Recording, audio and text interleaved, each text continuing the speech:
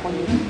Pag-asa ko ay natatag sa kamanalan na hirap, hindi sa sarili lakas, kundi kay Kristo umiyak. Kristo matibay na bato, ang siyang tanging saligan ko, ang siyang tanging saligan ko.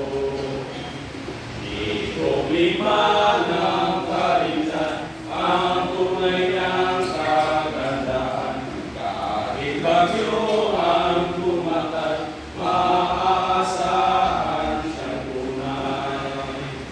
Kristo matibay na bato, ang siyang tanging saligan ko, ang siyang tanging saligan ko. Kanyang pangako sa akin, ang halalay sa hilahin.